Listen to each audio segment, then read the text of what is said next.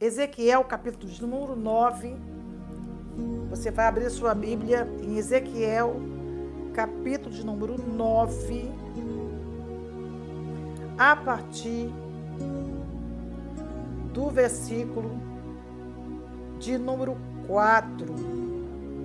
Diz assim: E disse-lhe o Senhor: passa pelo meio da cidade, pelo meio de Jerusalém, e marca com um sinal as testas dos homens que suspiram e que gemem por causa de todas as abominações que se cometem no meio dela. E aos outros disse: ouvindo eu, passai pela cidade após ele e feri. Não poupe o vosso olho, nem vos compadeçais, matai velhos.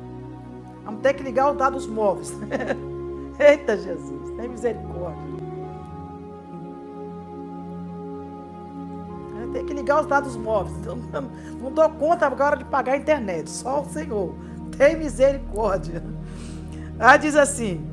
Vou voltar a ler. Hein? Diz assim. E disse o Senhor: passa pelo meio da cidade, pelo meio de Jerusalém, e marca como um sinal as testas dos homens que suspiram e que gemem por causa de todas as abominações que se cometem no meio dela. E aos outros disse: ouvindo eu, passai pela cidade após ele ferir. Não poupe o vosso olho, nem vos compadeçais. Matai velhos, jovens e virgens, e meninos e mulheres, até exterminá-los.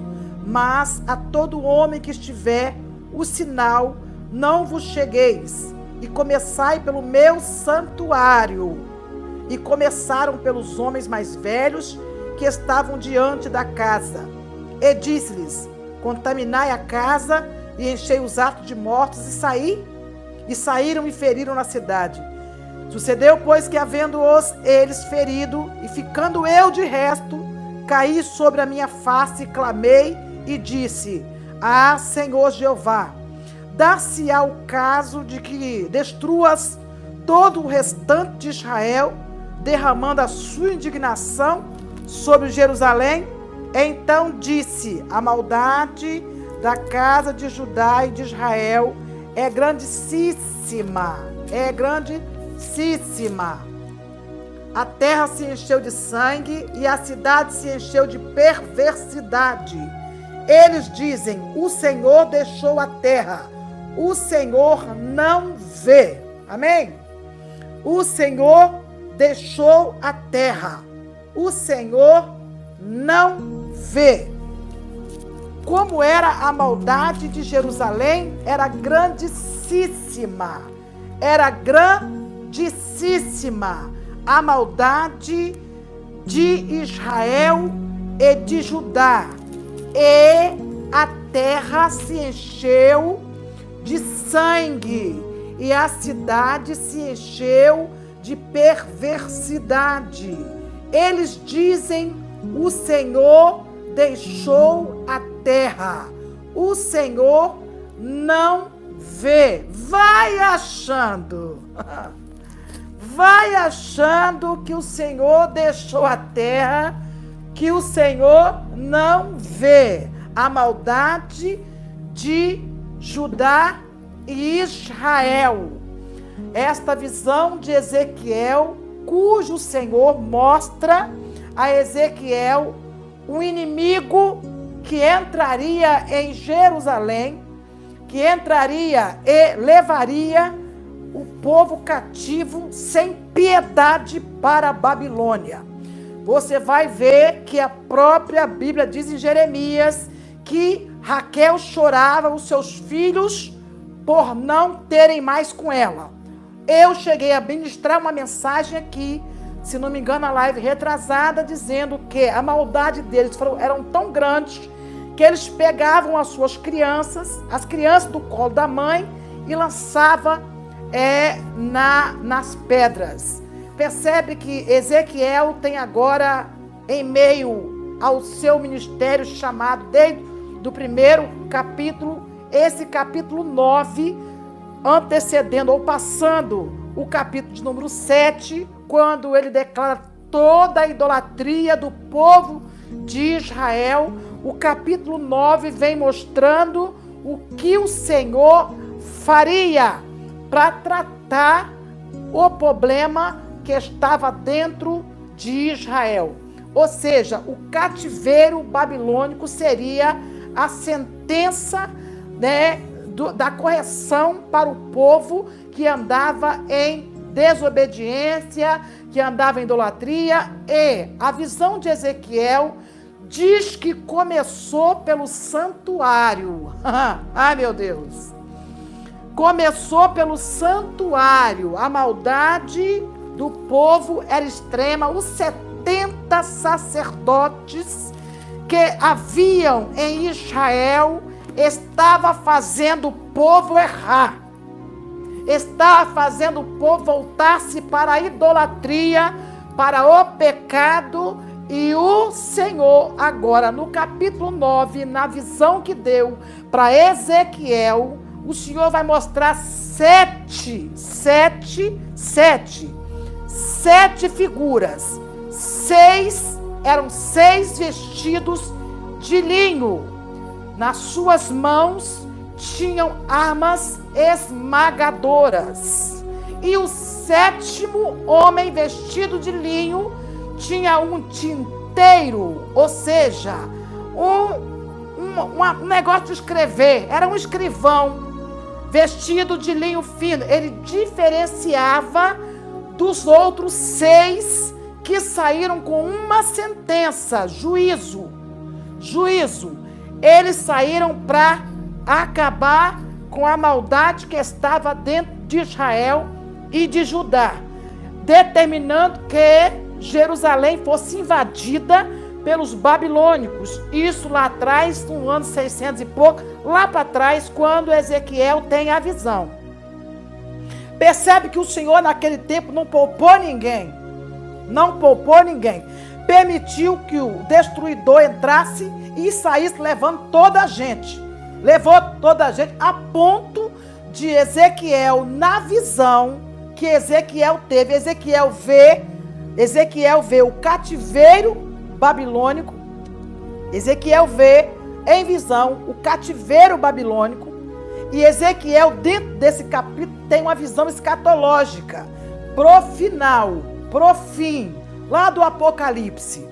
Ezequiel, nesta visão, deu o Senhor a ele esta visão do cativeiro babilônico. O Senhor mostrou que Israel seria levado cativo e ninguém seria poupado, a ponto de que Ezequiel botou a mão na cabeça e disse: ai, meu Deus, só eu que fiquei. Será que todo mundo, será que não vai escapar ninguém? Ezequiel clama e diz: ai, meu Deus, será que não vai escapar ninguém? Ele achou que só estava ele. Ezequiel diz aqui o versículo de número 7.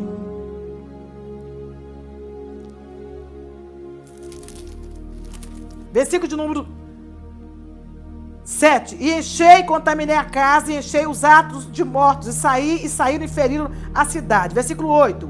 Sucedeu, pois, que havendo eles ferido, ficando eu de resto, caí sobre a minha face, e clamei e disse: ah, Senhor Jeová, dá-se-á o caso de que destruas todo o resto de Israel, derramando a sua indignação sobre Jerusalém?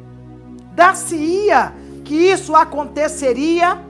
O Senhor disse para Ezequiel, na visão que ele teve dos 7 homens, 6 trazendo armas esmagadoras e um com um tinteiro, marcando as pessoas para não serem destruídas.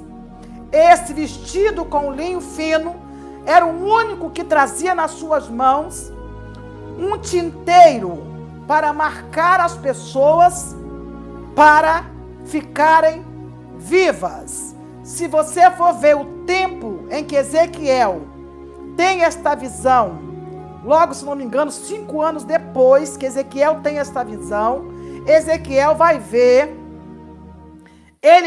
diante do que o Senhor mostrou a ele vai ver esse homem com um tinteiro marcando as pessoas que não seriam destruídas. Ou seja, os homens ou os anjos, os 6 que o Senhor permitiu entrar com armas esmagadoras, saiu para sentenciar, para exterminar, para acabar. Eles iam seguindo o tinteiro. Eita Jesus! Eles iam seguindo o homem com a roupa de linho, trazendo na sua mão um tinteiro para marcar na testa as pessoas que não seriam destruídas junto com aqueles que faziam as maldades. Percebe no versículo 4 que eu li? Diz: e disse-lhe o Senhor, passa pelo meio da cidade, pelo meio de Jerusalém, e matem por causa de todas as abominações que se cometem no meio dela. Ou seja, o tinteiro, o homem que tinha na mão, esse tinteiro saía marcando as pessoas para serem preservadas com vida. Entre elas foram lá Ebed-Meleque, o etíope, que livrou Jeremias do calabouço.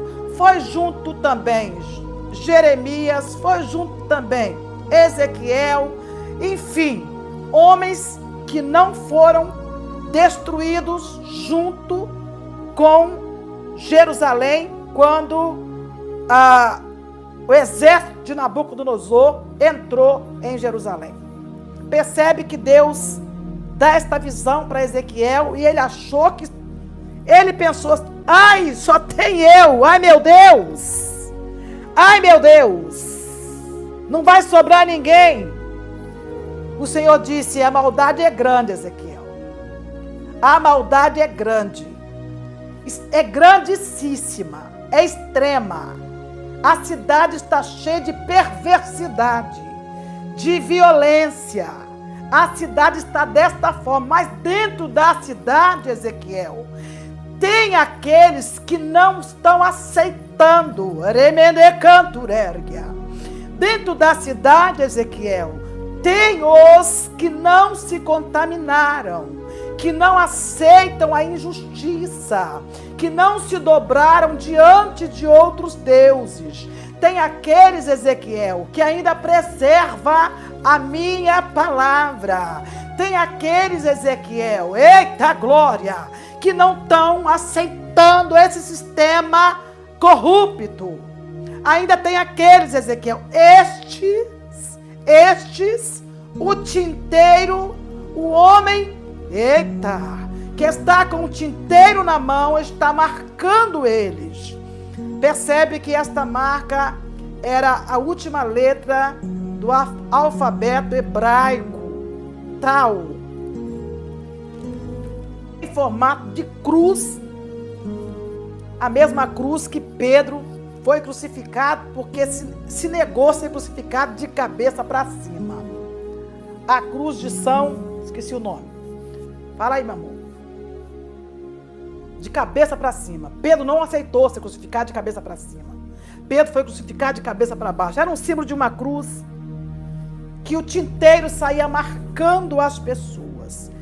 É muito claro o versículo 4, quando diz que o povo não aceitou, passa pelo meio da cidade, por meio de Jerusalém, e marca com um sinal as testas dos homens que suspiram. O que os homens fazem? Suspiram. Faz o que mais?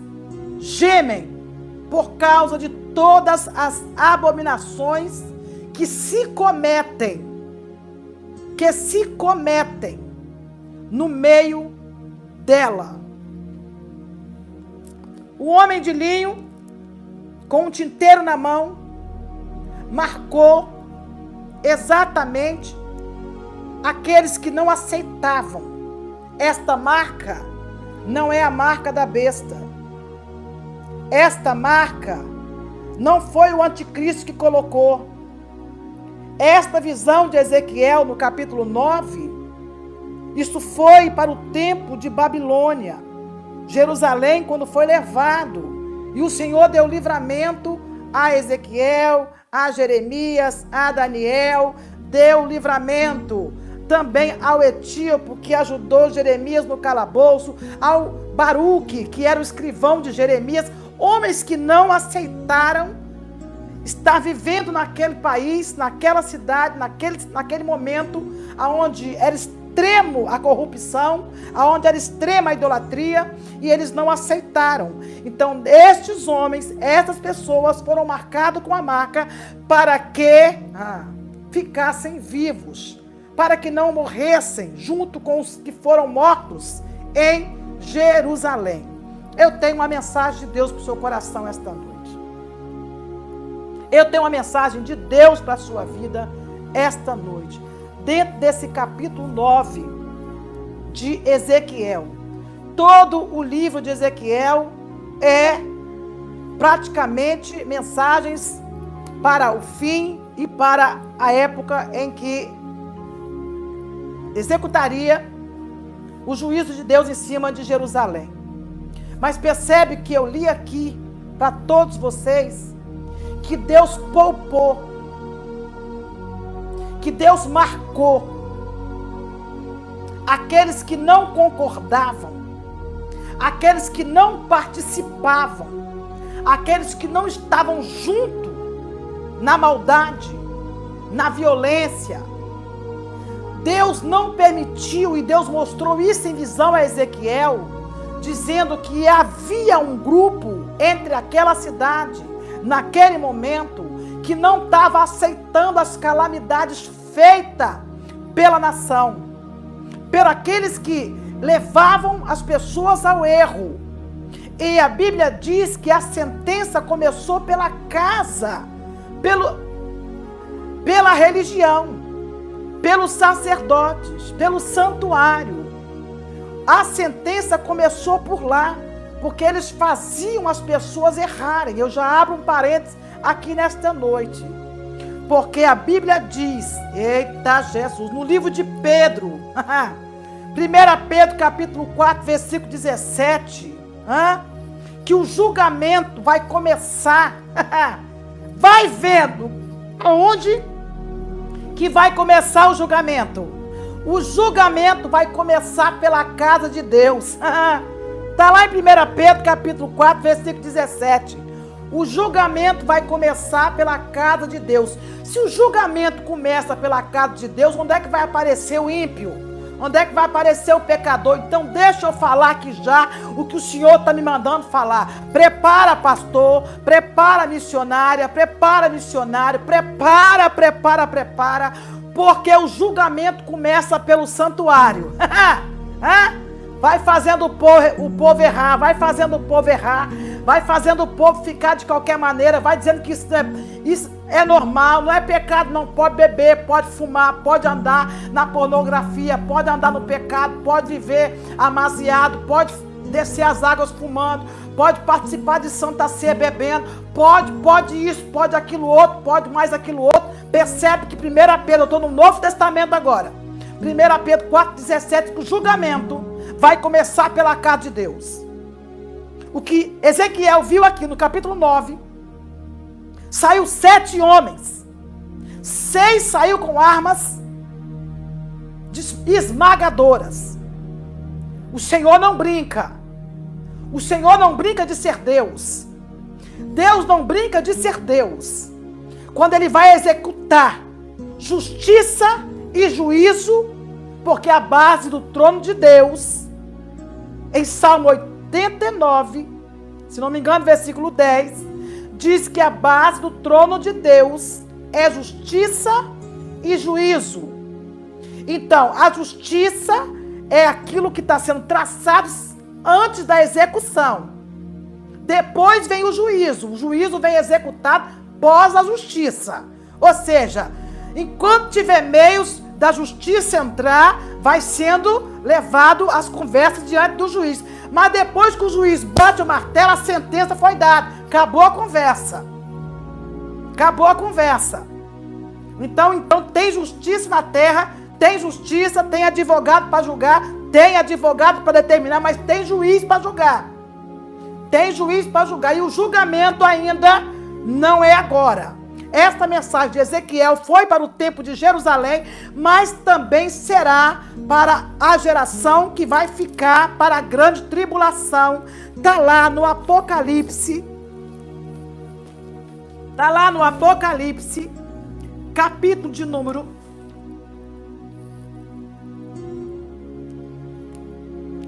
Apocalipse, capítulo de número 9, versículo de número 4.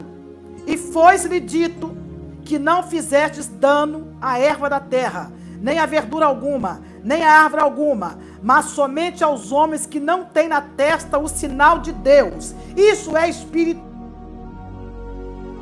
marcada com uma caneta. Não, isso é espiritual, isso é a marca. É a mesma marca lá no Êxodo, aleluia, quando, Êxodo, se não me engano, capítulo 12, quando o anjo da morte passou no Egito e os hebreus foram poupados. A marca foi passada pelos umbrais, portas e janela da casa dos hebreus, a ponto de que a casa foi poupada. Eu quero falar uma coisa muito importante aqui nesta noite, antes que apareça alguém sem conhecimento e coloque aí embaixo nos comentários, porque sempre tem alguém que, já falei, não tem conhecimento, acostumado a ouvir conversa fiada, história de carochinha, achismo das pessoas. Ela vem aqui e comenta embaixo. Essa é uma coisa que eu estou falando porque eu leio comentário. Então percebe, eu não respondo, mas eu leio. Muitos eu respondo os comentários, e aqueles que merecem uma palavra eu não vou colocar em comentário, porque eu não estou aqui para perder tempo com saduceu, com heveu, com ferezeu, com jebuseu, com fariseu e com todas as classes de eus. Então deixa eu falar isso aqui. Tem pessoas que dizem assim: pastora, mas a casa dos hebreus foi marcada com sangue. Alguém disse assim: olha, aquele que serve a Deus não vai morrer. Eita, e se vier uma peste, se vier uma praga, ele tem Deus, serve a Deus, não vai acontecer nada. Deixa eu te falar para você que não entende a palavra de Deus. Nós estamos falando de coisas espirituais. Eu já falei que a vida ela é espiritual. Quando nós falamos de morte, nós falamos de morte eterna. Ai, Jesus! Nós falamos de morte eterna. Nós não estamos falando de morte física, porque esta morte física, todo mundo vai morrer. Pastor, crente, não crente, rico, pobre, todo mundo vai para 7 palmos debaixo da terra. Isso é fato. Eu não estou dizendo para você que a pandemia não matou crente, não matou pastor, não matou ele. Não estou falando isso. Eu estou falando que gente que tem marca do sangue do Cordeiro não morre eternamente. Dorme para aguardar a vida eterna. Não morre. Apóstolo Paulo diz: o viver é Cristo e o morrer é ganho. Porque a vida que o Senhor deu não é esta vida terrena, é uma vida eterna. Então percebe que os que estão marcados para não serem mortos são marcados para a vida eterna. São marcados para a vida eterna, porque este corpo aqui, esta matéria vai descer a hora que o Senhor gritar a senha. Quando o Senhor gritar a sua senha, gritar a minha, não tem para ninguém. É rico, é pobre, é indouto, é inteligente, não importa. O Senhor gritou a senha de número tanto. Eita, sou eu. O Senhor gritou a senha. Epa, sou eu. Mas como é que eu estou? Quais é as minhas condições para viver eternamente? Para não ter o dano da morte, da primeira morte ou da segunda morte. A primeira morte você morreu aqui, acabou. Pastora, morreu aqui, acabou. Segue-se o juízo. É isso que o Senhor está falando. Uma geração marcada para viver eternamente. Uma geração marcada que o próprio livro de Apocalipse está dizendo que vai ser marcada, isso aqui já fala do final da grande tribulação, quando o próprio homem de linho, que é aí a figura de Jesus Cristo, que tem um tinteiro na mão, na batalha do Armagedon, que o Senhor vai chamar todos para a batalha, e o Senhor vai dizer, esse aqui vai para a morte, esse aqui vai escapar. É as ovelhas sendo separadas dos cabritos, sendo separadas dos bodes. Então, é uma mensagem de Ezequiel, tanto para o tempo em que ele profetizou 5 ou mais anos após a sua mensagem aqui, ele agora também está vendo no escatológico o que, aleluia, aconteceria com a igreja que for ficar aqui na terra, que vai ter que receber a marca. Mas aqueles que já são marcados, são marcados para não morrerem. O Senhor tem os teus marcados no governo, como o Senhor tinha Daniel no governo, papai, de Nabucodonosor. O Senhor tem os teus marcados no Egito, como o Senhor tinha José, papai, marcado no Egito. Eita glória, o Senhor tem os seus marcados.